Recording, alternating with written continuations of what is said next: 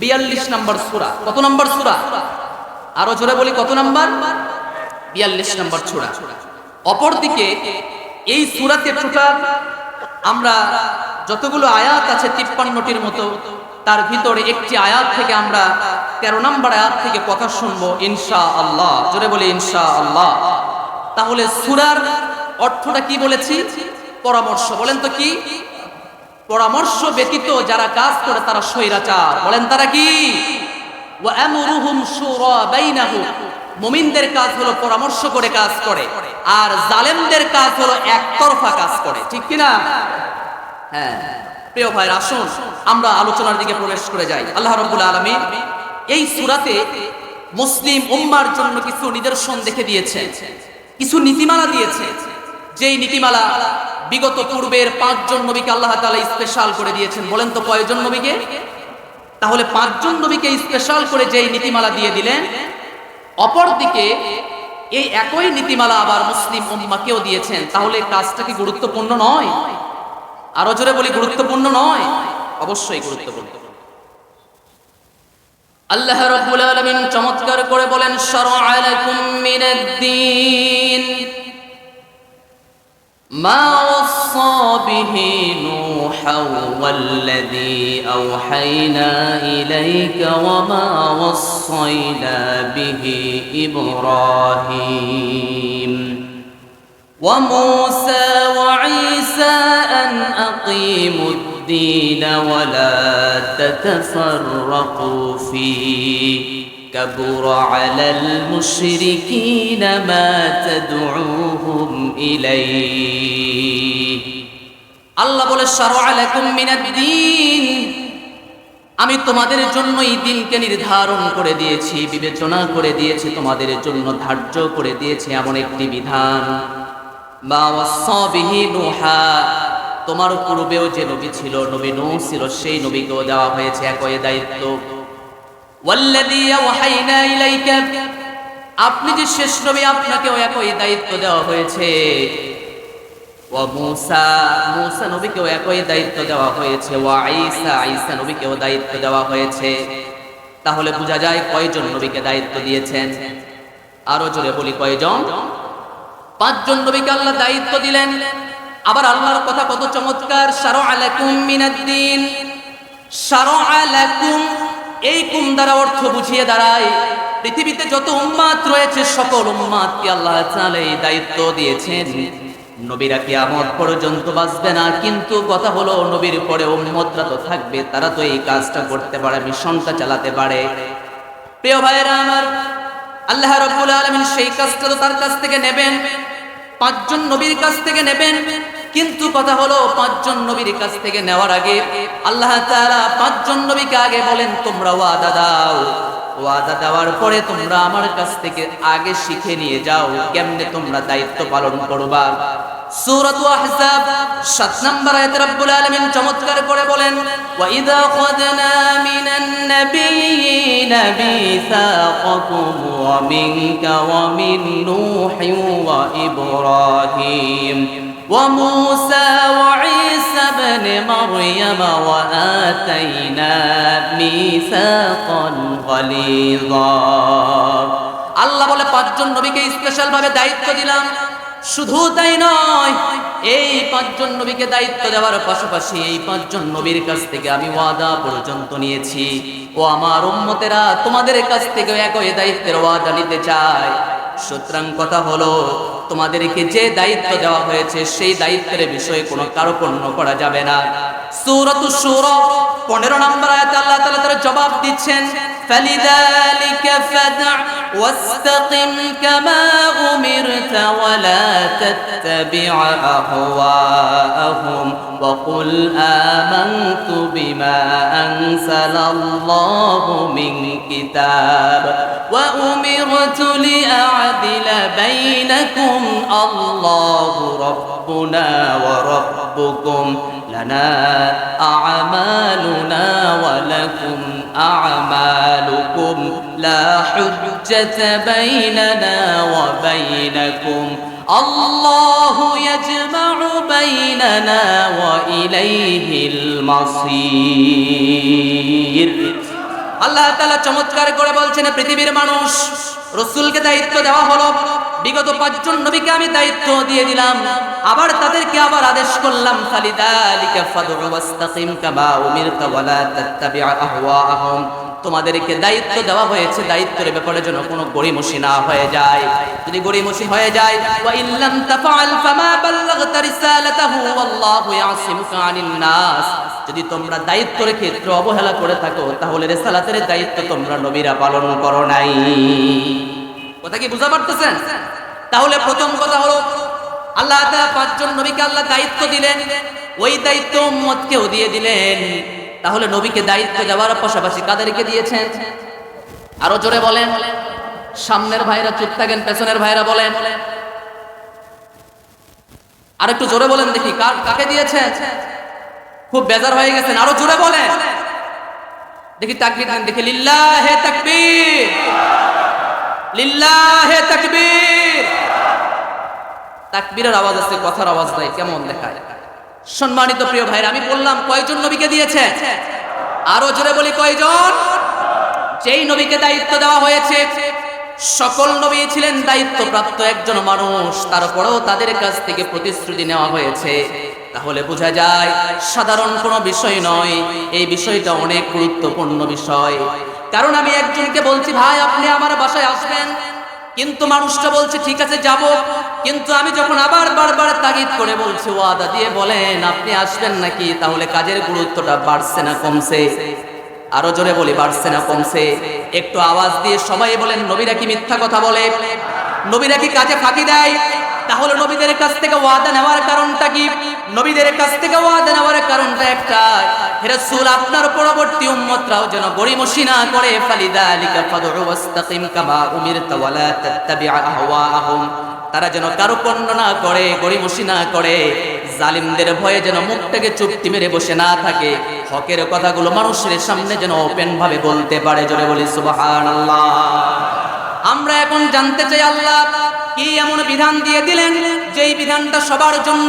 রব্বুল আলামিন চমৎকার করে বলছেন, আকিমুদ্দিন ওয়ালা তাতাফাররাকু ফি কাবুরা আলাল মুশরিকিনা মা তাদউহুম ইলাইহি। আল্লাহ বলে, আন আকিমুদ্দিন, জমিন যার, বলেন আইন চলবে কার? আরো জোরে বলি, জমিন যার, আইন চলবে কার? আন আকিমুদ্দিন, তোমরা দিন কায়েম করবে। আল্লাহ বলল, আমরা বললাম আল্লাহ আমরা দিন কায়েম বুঝি না। আল্লাহ বলে, সূরা ইমরানের দিকে তাকাও। আমি এই আয়াতের ব্যাখ্যা আবার সূরা ইমরানের দিকে আমি তাকায়া বলছি।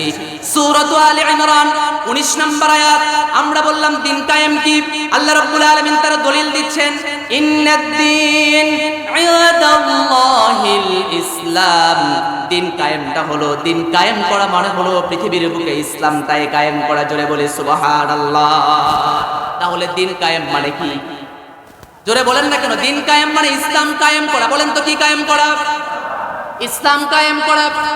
আমরা বিগত 15 বছরে দেখেছি ইসলাম কায়েম ছিল। আরো জোরে বলেন। তাহলে পরিমণি কেমনে বের হয়? আমরা দেখেছি বিগত 15 বছরে দিন কায়েম ছিল না। 50টি বছর কোরআনের তাফসীর করে তারপরেও জেল খাটতে হয়।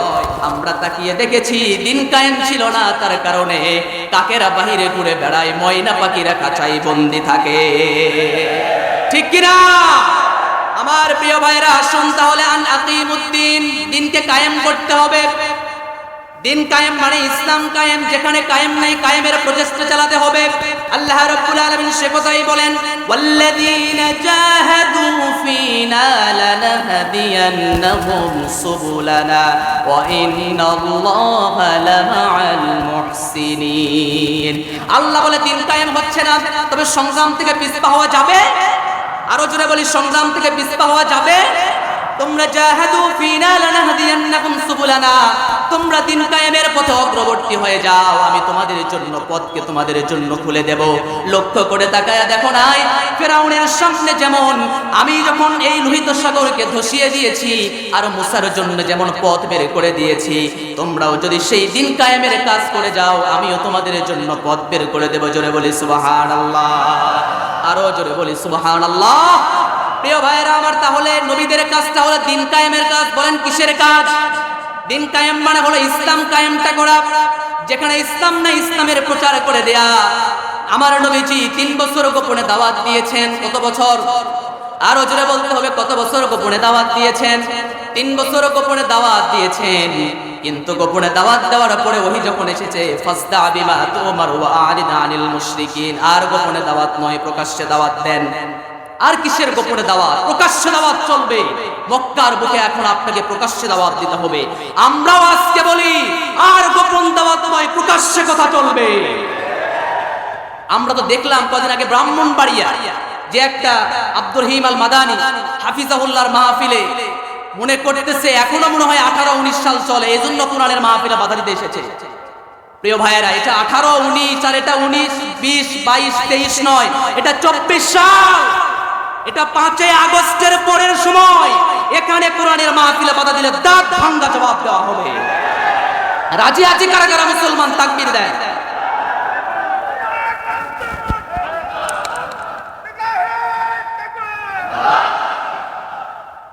এই সাউন্ড ভাই, যুবক কি আছেন? দেন দিকে তাকবীর দেন দেখি। ধারি কি বাসে একটা যুবক তাকবীর দেন।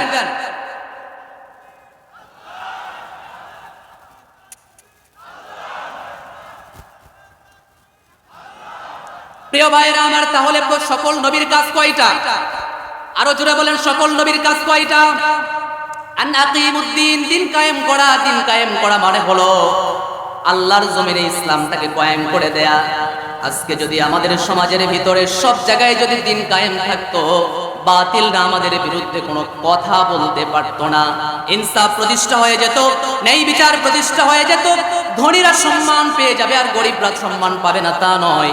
গরিবরা বিচার পাবে না, ধনীরা বিচার পায়, টাকা আছে, ক্ষমতা আছে, এজন্য পায়।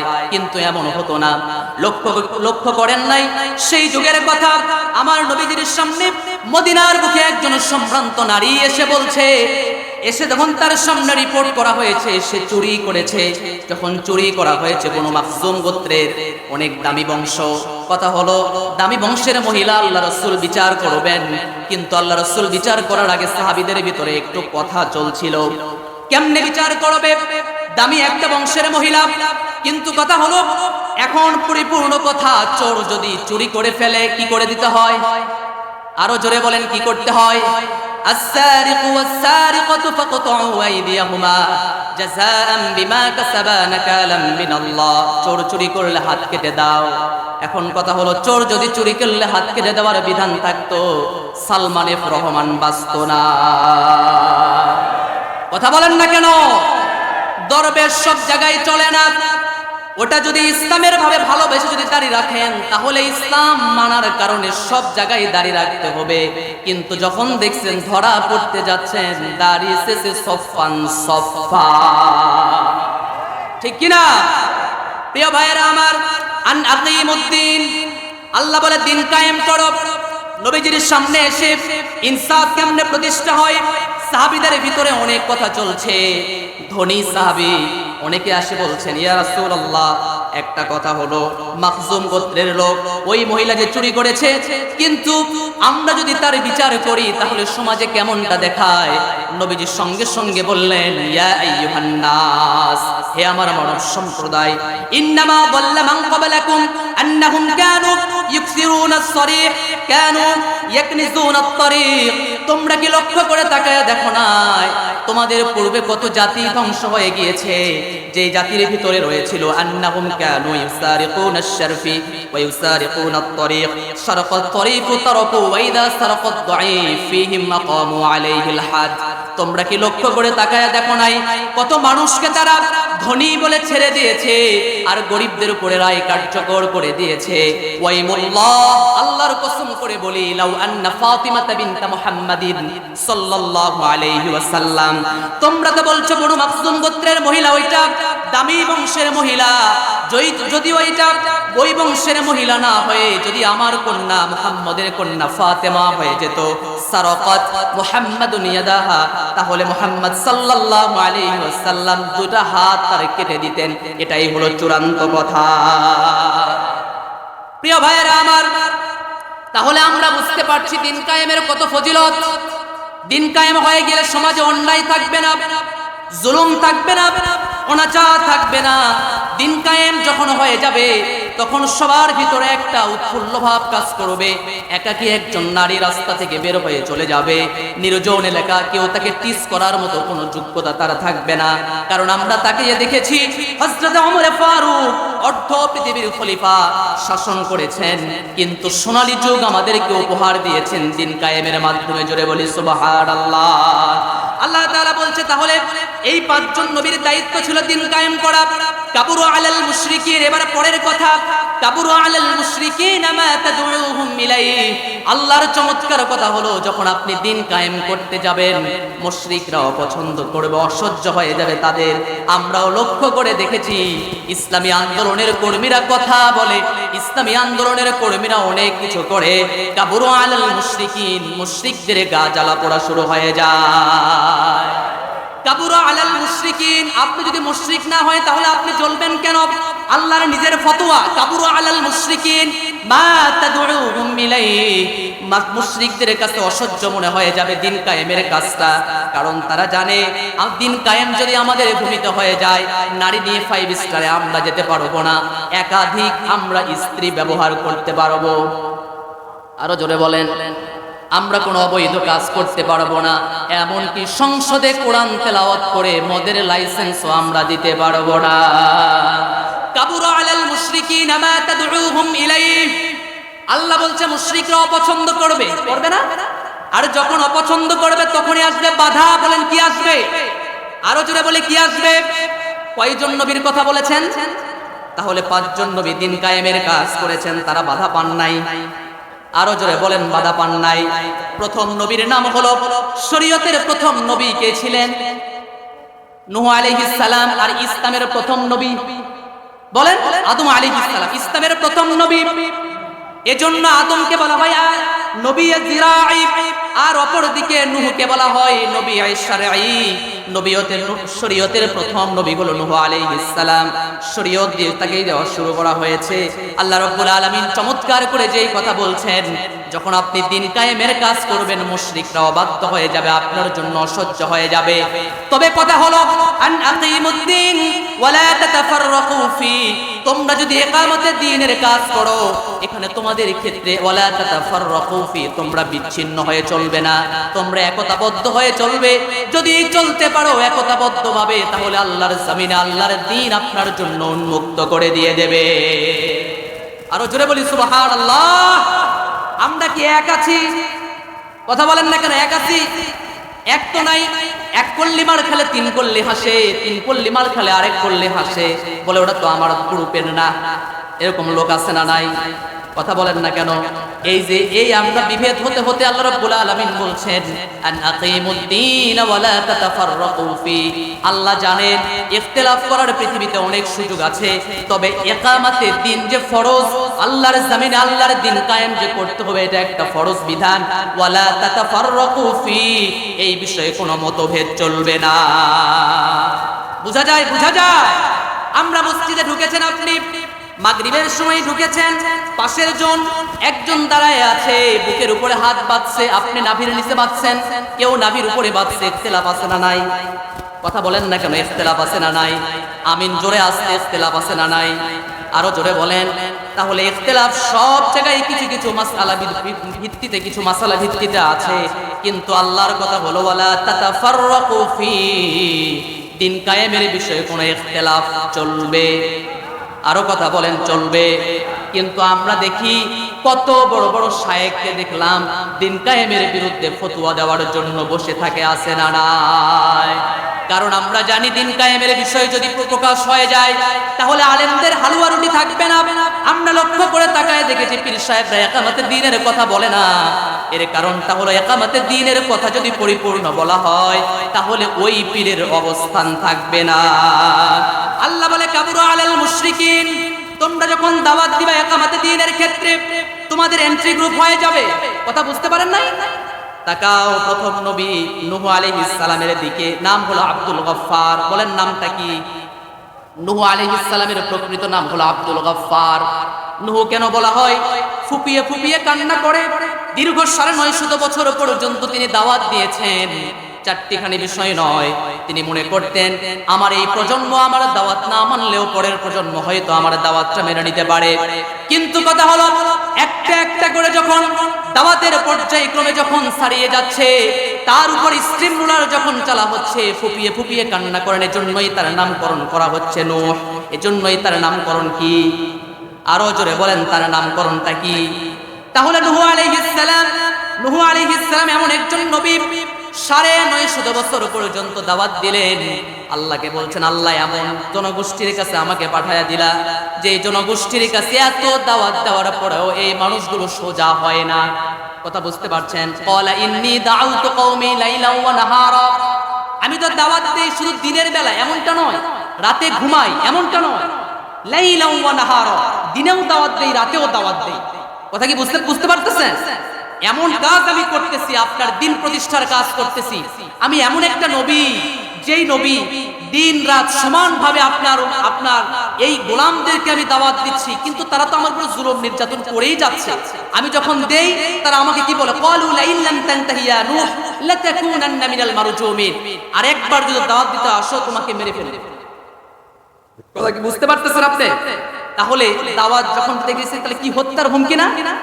কথা বলেন না কেন? কিসের হুমকি? হত্যার হুমকি দেওয়া হয়েছে।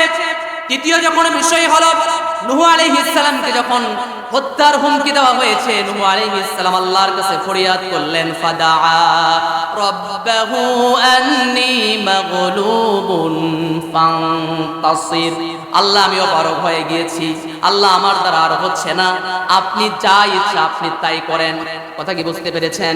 আল্লাহ রাব্বুল আলামিনের কাছে তিনি দোয়া করলেন, ক্বালা রাব্বি ইন্নী নাদারতু লাকা মা ফি বাতনি মুহাররামান ফাতাকাব্বাল মিন্নি ইন্নাকা আনতাস সামিউল আলিম। দ্বিতীয় নাম্বার দোয়া হলো, ক্বালা নূহুর রাব্বি লা তাদার আলাল আরদ মিনাল কাফিরিনা দাইয়ারা। আল্লাহ দাওয়াত দেয় কিন্তু শোনে না। এখন কথা হলো, যেহেতু শুনছে না, তাহলে আপনি এই জনগোষ্ঠীকে আপনি ধ্বংস করে দিয়ে দেন। ৯৫০ বছর দাওয়াত দেওয়া হয়েছে। ৯৫০ বছর দাওয়াত দেওয়ার পরেও কিন্তু ইসলামের বিরুদ্ধে কমছে না বাড়ছে? কথা বলেন না কেন? কমছে না বাড়ছে? এই বিরোধিতা কারা করে? কাবুরু আলাল মুশরিকিন। যারাই মুশরিক তারাই তো বিরোধিতা করবে, সাধারণ মানুষ তো করবে না।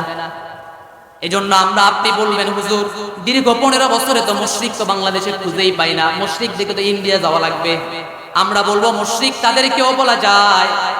আপনি একটা জিনিস লক্ষ্য করে রাখেন, যারা মূর্তি টাঙিয়ে নিজের বাবার ভাস্কর্য বলে চালিয়ে দেয়, ঠিক কিনা? আপনি যদি মনে করে থাকেন এটা আমার জনপ্রিয়তার কারণে আমি টেঙে দিয়েছি, আর এই টাঙিয়ে দেওয়ার মাধ্যমে জনগণ স্মরণ করবে, তাহলে আমার বিশ্বাস মোড়ে মোড়ে নবী মুহাম্মাদের মূর্তি আরো বেশি থাকতো। কথা বলেন ঠিক কিনা? কিন্তু আছে নাকি? আপনি বাবার মূর্তি দিয়ে আপনি সাজিয়ে নিয়েছেন, বাবার মূর্তি দিয়ে বুঝিয়ে দিলেন, কিন্তু মানুষটি এত ঘৃণা করেছে, আপনার ৪৫ মিনিট চেয়ার থেকে নামানোর পরে আপনার বাবার মূর্তি ভাঙা দিয়েই শুরু করেছে, ঠিক কিনা? প্রিয় ভাইয়েরা আমার, ২ নম্বর নবী হলো মূসা নবীর কথা আল্লাহ তাআলা বললেন, ইব্রাহিম নবীর কথা আল্লাহ তাআলা বললেন। ইব্রাহিম আলাইহিস সালাম দিন কায়েমের কাজ করেছেন, তার জন্য তৈরি হয়ে গিয়েছে অগ্নিকুণ্ড, তৈরি করেছে নমরুদ। আর আমরা দিন কায়েমের কথা বললে আমাদের জন্য আয়না ঘর তৈরি করে রাখে জালিম স্বৈরাচার। কথা বলেন ঠিক কিনা? তাহলে একই কাজ নবী ইব্রাহিম বললেন, আকিমুদ্দিন ওয়ালা তাতাফাররাকু ফি। নমরুদ বলো, ওটা কিছু বুঝি না, তোমার জন্য অগ্নিকুণ্ড সামনে অপেক্ষা করছে। তাহলে বোঝা যায় অপেক্ষা করছে দিন কায়েমের কথা বলার কারণে। একটাই অপেক্ষা আপনার জন্য অগ্নিকুণ্ড, আর ইকামাতে দ্বীনের কথা বলার জন্য আলেমদের জন্য আয়নাঘর আর কারাগার। কথা বলেন ঠিক কিনা? ৩ নম্বর নবী মূসা আলাইহিস সালাম, আল্লাহ রাব্বুল আলামিনের চমৎকার কথা, ওয়াকালা ফিরআউনু দারুনি ইয়াকতুল মূসা ওয়ালিয়াদউ রাব্বা। আল্লাহ বলে, আমি যখন মূসা আলাইহিস সালামকে বললাম দিন কায়েমের কাজ তোমাকেও করতে হবে, আমি যখন মূসাকে পাঠিয়ে দিলাম, যাও ইযহাব ইলা ফিরআউনা ইন্নাহু তাগা ফাকুল হাল লাকা ইলা আন তাযাক্কা ওয়া আহদিয়াকা ইলা রাব্বিকা ফাতাখশা। যাও ফিরআউনের কাছে, সে তো তাগা, সীমালঙ্ঘনকারী, তার কাছে চলে যাও। চলে গেলেন। যাওয়ার পরে একটাই কথা, একটাই পরিপূর্ণ সাহাবের, একটাই তার একটা মূল মাকসাদ, সেটা হলো আপনাকে দিন কায়েমের বিষয়টা আপনাকে পরিলক্ষিত হতে হবে। কিন্তু ওয়াকালা ফিরআউন দারুনি আকুতুল মূসা ওয়ালিয়াদউ রাব্বা, তিনি বললেন ছাড়ো, আমাকে ছাড়ো, আমি মূসা নবীকে হত্যা করতে চাই। তাহলে বোঝা যায় তাকান নবী নূহের দিকে ৯৫০ বছর দাওয়াত দিয়েছেন, তার জন্য মাথা চূর্ণ করে দেওয়ার জন্য কাফের মুশরিকরা লেগে পড়েছে। তাকান আপনি, লক্ষ্য করে ইব্রাহিমের দিকে অগ্নিকুণ্ড তার সামনে জ্বলন্ত প্রমাণ হিসেবে চলেছে। মূসা নবীর বিপক্ষে ছিল ফিরআউন, তার জন্য জুলুম নির্যাতন করেছে। তাকান ঈসা নবীর দিকে হত্যা করার চেষ্টা করেছে, আল্লাহ সহায়ক হিসেবে সাহায্য করেছেন। প্রিয় ভাইরা আমার, লাস্ট যে নবী মুহাম্মদুর রাসূলুল্লাহ সাল্লাল্লাহু আলাইহি ওয়াসাল্লামের দিকে তাকান।